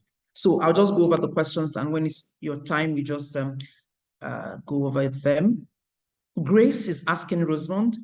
Thank you, Rosemond. Is there a question or just a commendation? Thank you, Rosemond, for your presentation and for the good work being done in Ghana already. Why would you leave working with those radio stations when projects close? I would assume that your project scope could still be covered by those radio stations. Thank you. That's for Rosemont. So we'll take Samantoba, we'll take Rosemont. Then Vibeke again asked the question, can you speak a bit to the characteristics of the radios that you engage with? I hear Adeyinka referring to marketing capacities or units of the radios. So these are not community radio stations, but local commercial radio stations. Sorry, not sure. I even have my own definitions clear. Okay, so this is going to either Adeyinka or Pascal can actually answer this question. She's really interested. Another question from her. So far, it seems so you can take all of these questions, Pascal, if you're the one taking this, or Adeyinka can come in if she's not satisfied. Vibeke is also asking, so far, it seems the two presenters have talked about what valid topics such as program content, how to ensure its relevance, buy-in from stakeholders, but you talk about the radios as if they're just there in existence. But who pays the salaries of Ps of radio editors, producers, as well as other running costs, electricity, internet, transport costs? So this is a follow-up income from advertisements from Rosemont's presentation. Okay, so I would like to stop here and let people answer those questions. So I will start with Antobam to give us the first question, then Pascal or Adeyinka will come in, then Rosemont. Thank you.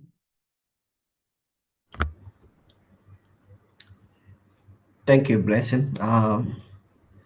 Yeah, I think I'll attempt to answer it from the way I understood the question, and probably my colleague can also add to it. But basically, in terms of every quality assurance, you have to put in place some measures, especially some monitoring measures, and that is what I think we do at Farm Radio. From the broadcasters, we do have the what you call the assessment of the broadcasters in terms of their ability to broadcast the information, and then how inclusive that information is. So we have a checklist that during monitoring visit, we check with them to see that whatever they are doing goes along with our way of ensuring that the broadcasting is going on in terms of quality. In terms of our hearing, where women voices, as we said, it's always dealing with this in our environment, especially in sub-Saharan Africa, where we have males always trying to dominate in discussions and decisions. It's always, we always have to be, and we always have been intentional in making sure that we hear the voices of women in terms of our visit on the field, discussions with them, either in the survey or in the monitoring tool that we use on the field. So these are all the measures that we put in place so that at least we know that that quality is assured, especially with regard to our female listeners on the ground, and also female programmers in the radio stations. But my colleagues can add to that. Thank you. Thank you so much for that response. Does anyone have something else to add? Does anyone have something to add to that? That's the professor himself that just answered that question. So I don't know if someone else has something else to say. All right, if nothing, let's go to Pascal. Is it Pascal or Adeyinka that's taking that second question?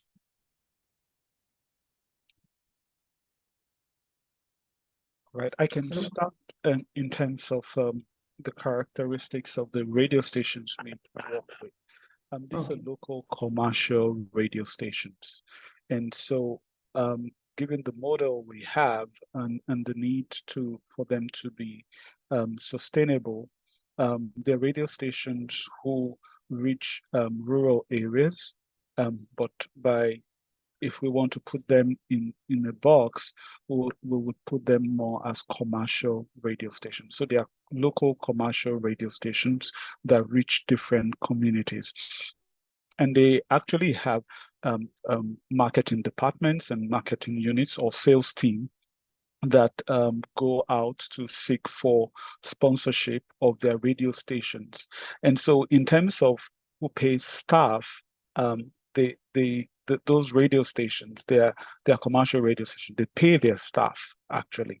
However, this comes through paid advertisement and paid slots on those radio stations. That's a way for them to be able to survive.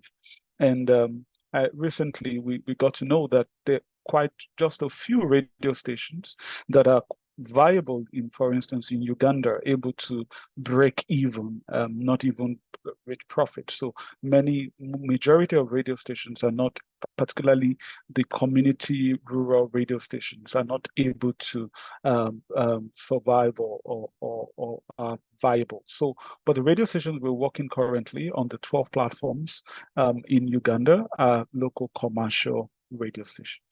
Thank you.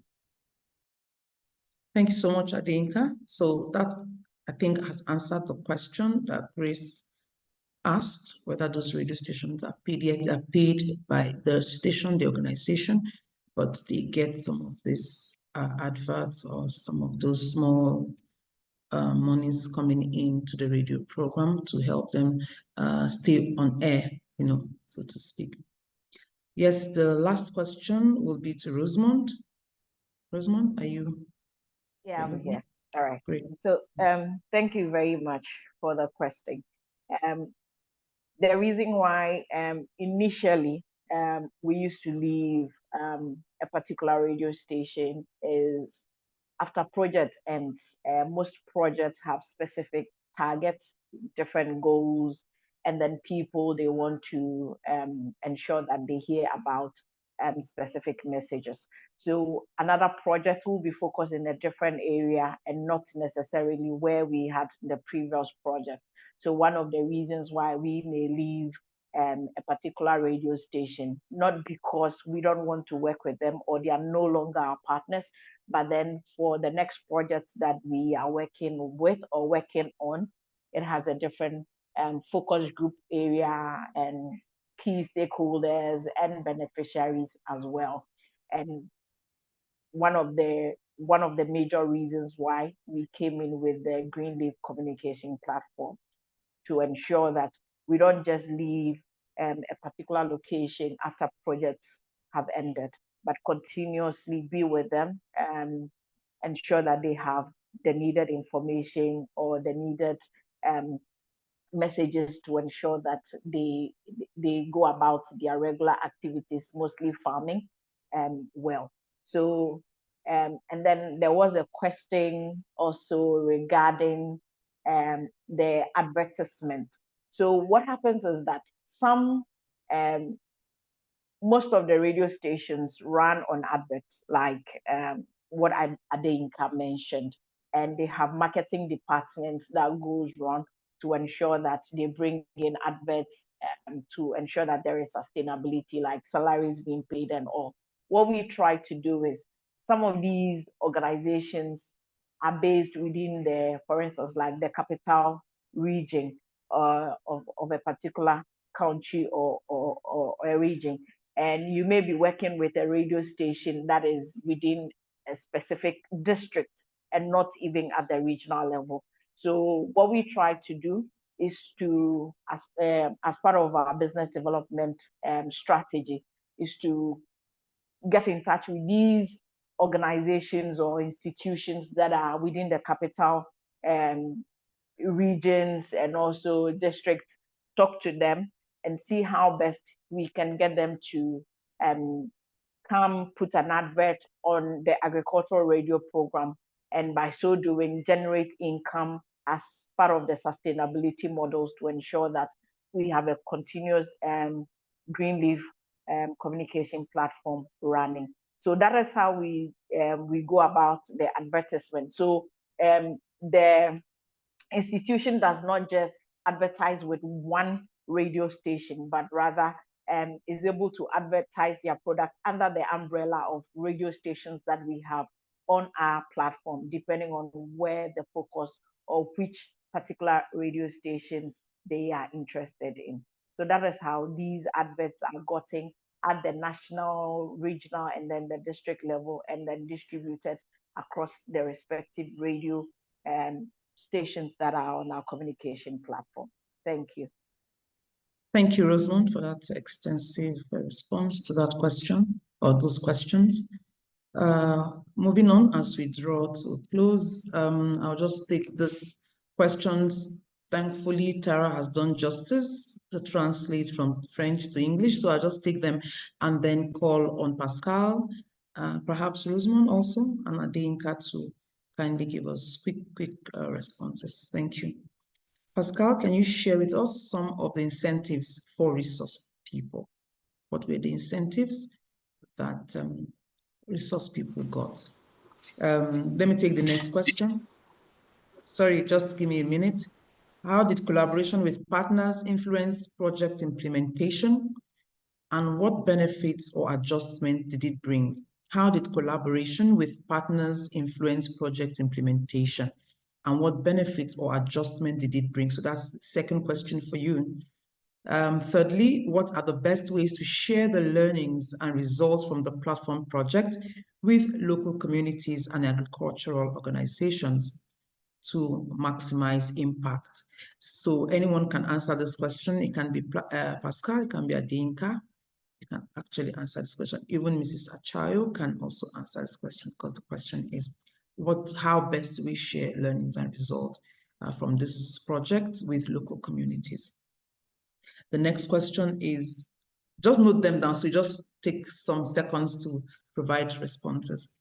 How are regenerative agriculture and carbon offset initiatives perceived by stakeholders? And how do these perceptions influence sustainability and commitment? What is the perception of people about this project? What are the main strategies used to ensure the financial sustainability of the platforms beyond traditional funders? I think this was mentioned. I think I did mention this, but he can still respond to this. How do partners or partnerships with the private sector influence the content and reach of the radio programs? I think perhaps that will be all. There's another one. You mentioned an audience of over 5 million people in Uganda. That's for Antobam. How is this impact measured over time? What feedback do listeners have on the influence of the radio programs on their daily lives? I think also it was shared on the quality of life, but he can also just give some few seconds with this. So let me give a minute to Pascal to kindly put all of this together in 1 minute. And then Adinka can come in 30 seconds, and Antoine can come in another 30 seconds so that we can round off on this. Thank you. Over to you, Pascal. Thank you. Thank you so much, Blessing, and members, for those wonderful questions. One, about the incentives. Normally, what we do is we leverage on the expertise of the knowledge subject matter specialists. First of all, they are the gurus in that capacity or in the innovations that we are promoting. So there is nothing like learning or doing what, but they are using their already acquired knowledge to share with the communities. And two, we are complementing each other's work. This is extension service, but done using radio and ICTs. So the experts see this as an opportunity to reach many people using less resources.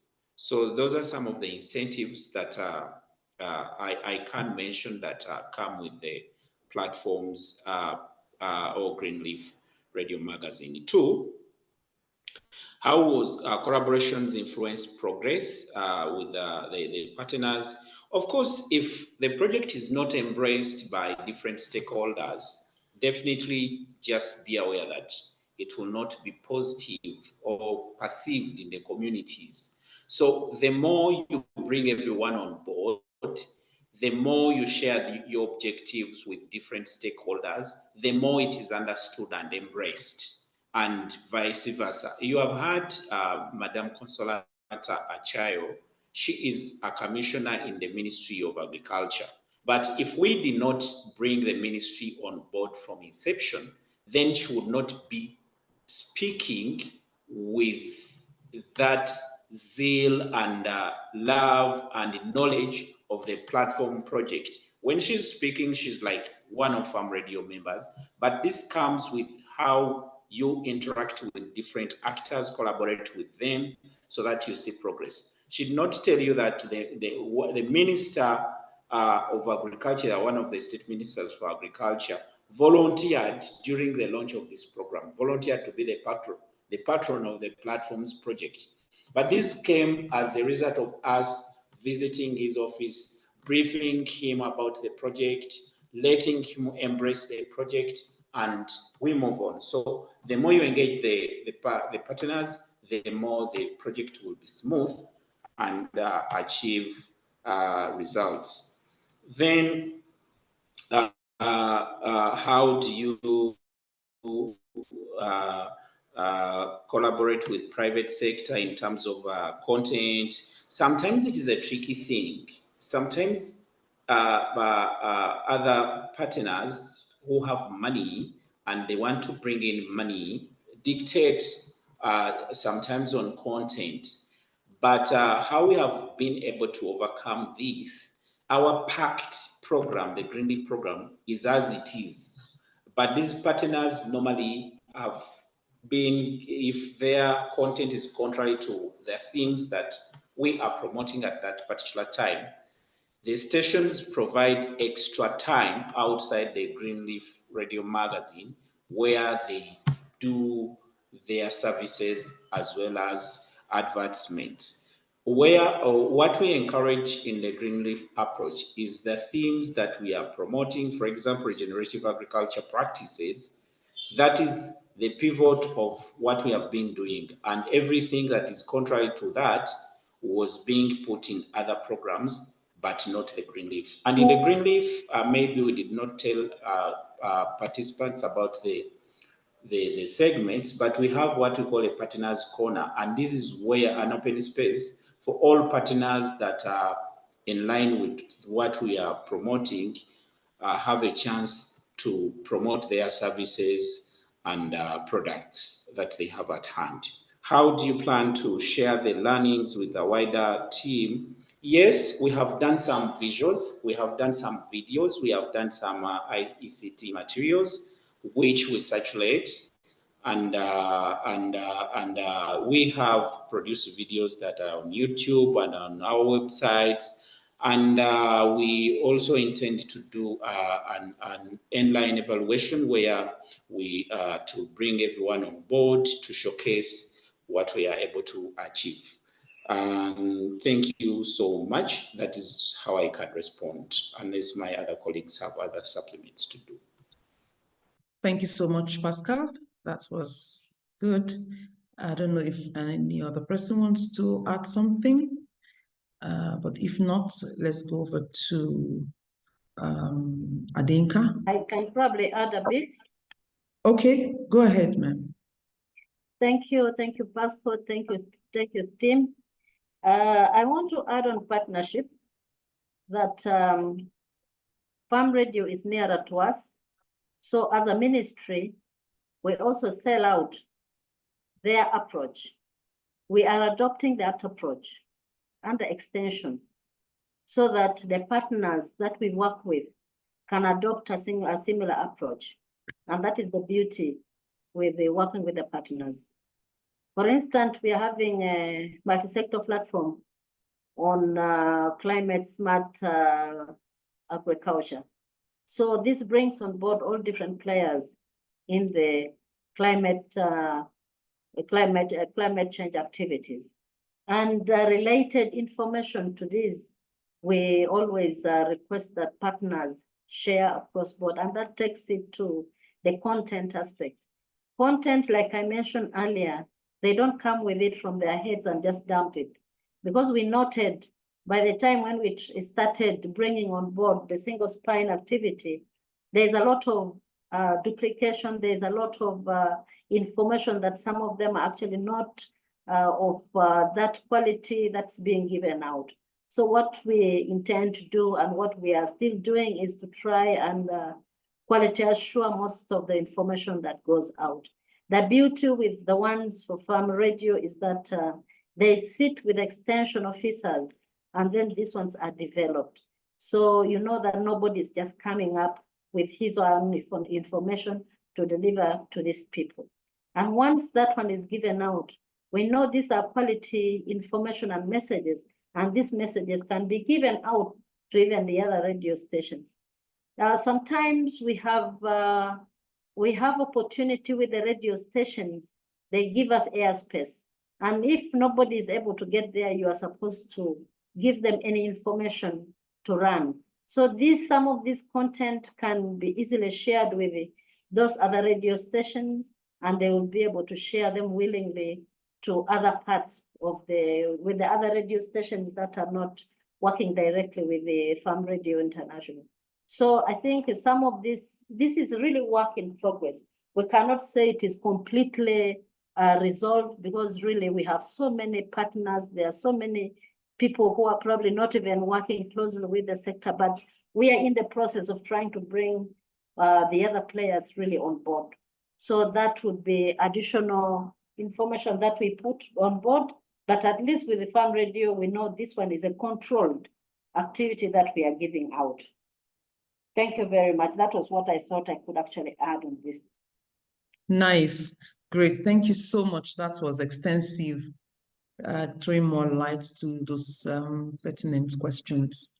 Thank you. I think we have like 30 seconds to spare for Adinka or Pascal to talk about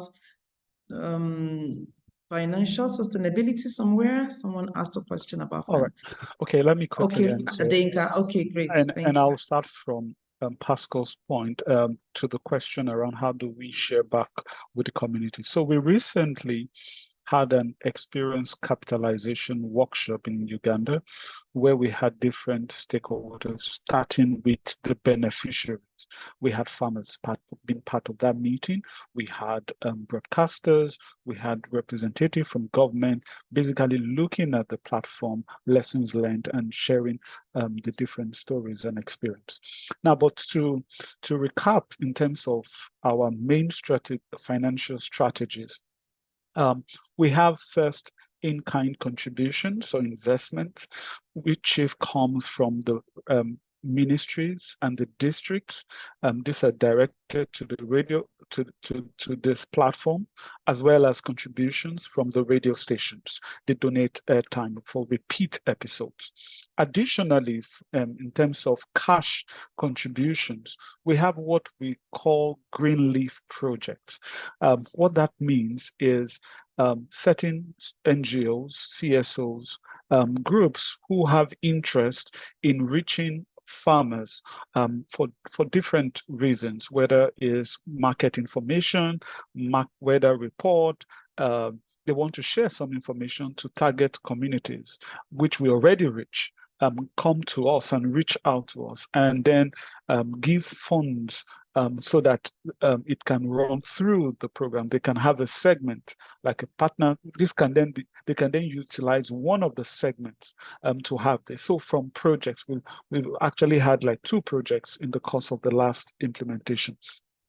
The other part, which is important, is through adverts that come in via airtime into the radio station. So radio stations are able to sell advert spots for different stakeholders, particularly input dealers and different aspects. So for now, those are some of the main ways in which we are generating revenue. Like I said, going forward, we're also piloting and we'll be piloting new strategies of income generation into the platform. Thank you. Thank you, Adinka. I would also give 30 seconds to Sam Antobam to talk about 5 million people you mentioned from the audience, and how is this impact measured over time? What feedback do listeners have on the influence of the programs on their daily lives? Yeah, thank you very much. Yeah, Yes, we know that at the end of the day, and that is, I think, what I said during the presentation, that what does this mean for the ordinary life of the farmers in the rural areas? And for ordinary life of the farmers, we are talking about food security, we are talking about income, we are talking about productivity, we are talking about confidence, we are talking about equality, gender equality at the household level, where everybody has equal right to speak and share his or her view. And these are the things we try to measure in the evaluation. And clearly, as I mentioned, we see that those who listen to the program, including these 5.3 million people, we could see that on average, the program has contributed positively in terms of overall quality of life when you compare them with people who did not listen to the program. Now, then the question, okay, how do we continue measuring this over time to see whether this is going to continue to be the case or not? And surely, as we have all heard about sustainability of this program, part of it is to maybe develop some simpler tools going forward, even if we are not doing some major evaluation going forward as part of our routine monitoring. Just do some sample assessment using some of these indicators that we have mentioned to see whether people are still continuing to benefit from this programming or not. And as we said, fortunately, we are going to have a second phase, so we continue to measure this in the second phase to see whether or not there are any changes. But these are the things that we have in place to do. Thank you. I hope that answers the question. Yes, thank you so much. Thank you, thank you, thank you. I want to just say a very big thank you to all of you today for joining us on this webinar. I want to say a special thank you to our panelists who have spoken on this webinar today. Thank you so much. We really learned a lot from this project today, and it's exciting and interesting to see a lot of work done, a lot of results received, and we hope to move beyond this level, especially with the sustainability part of the discussion. A very big thank you to Behind the Screen team for helping to record this webinar and translate and to ensure that it went smoothly. A very big thank you also to IKEA Foundation for the platform project itself. Thank you so much. We want to also thank all of you, everyone who has joined on today's webinar, and for an interest in building and sustaining these kinds of approaches so that they can continue to have a big impact long after their funding cycle is done. Thank you so much. Before we go, I'd like to ask that you type in the chat room, what was your biggest takeaway? What was your favorite part or your biggest takeaway from this webinar today? What is it that you're going away with, you learned today that you're going away with? Please type in the chat. I'm watching. I'm looking at it. Just go straight to your chat box. Whether if you're in Farm Radio or any other organization in Uganda, Nigeria, Ghana, Tanzania, wherever you are joining in from, just go straight to the chat room and just tell us, this was what I enjoyed the most. This is my takeaway. This is my take home. This is what I've learned today. Just go. I'm checking the chat right now. Thank you. And if you want to discuss further with us on this idea or any other idea, we'll be happy to speak with you. And we'll also be sending a follow-up email after this webinar, the recording also, along with the feedback survey from this webinar.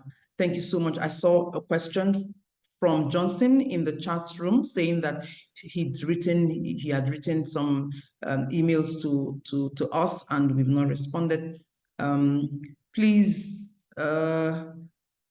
media, kindly share with him my email if he's in Nigeria so we can talk with him if he's a radio station or organization that wants to partner with us so we can start talking from there. Thank you so very much. I'm still checking the chat room to see whether you're in Farm Radio, outside of Farm Radio. Kindly go straight to the chat room to give us your feedback.